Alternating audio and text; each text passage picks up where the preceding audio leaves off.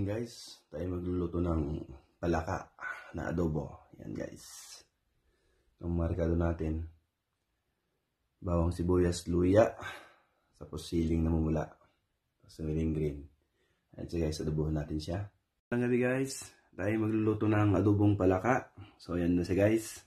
Ating mga recados, sibuyas, bawang, luya at sili, paminta, siling green at saka tanlad. Ayan siya guys, lulutuin na natin siya. Sarang lang tayo ng mantika guys.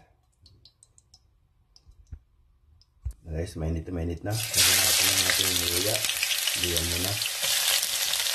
Okay guys. Luyan natin siya.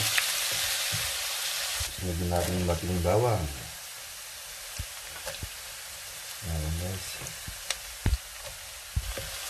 Luyan natin. Okay, sundamakmak na recados. Masarap. Lagyan na rin natin yung ating onion o sibuyas. Ayan na siya guys. Naris na natin yung golden brown na paggisa. Lagyan natin ang ating palaka.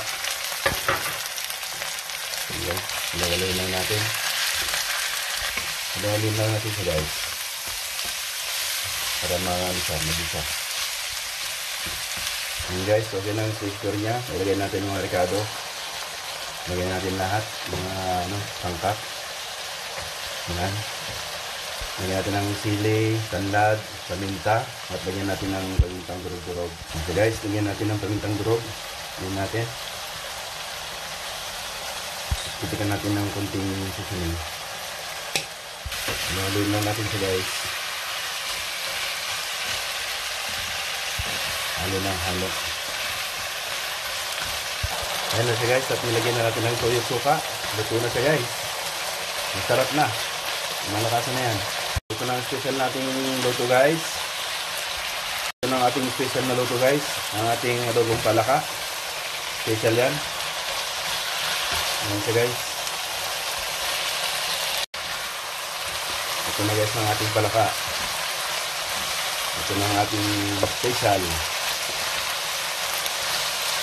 Parang siya guys. Ginawa ko siyang Thailand cook. So maraming sili.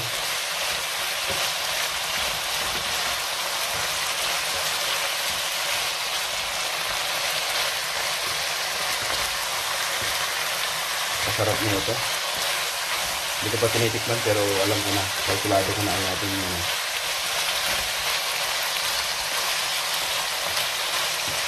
Walang lang sayang guys kasi maraming sangkap.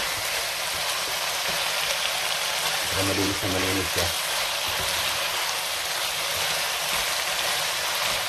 Adobong palaka. Modern legacy. So, ito na timba. Mataog ka sa Yan,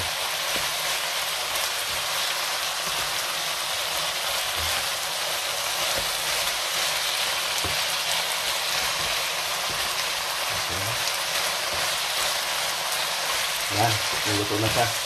Sige na tayong kumain guys. At basahan na natin. Ang kading anghang. Sarap, sobra.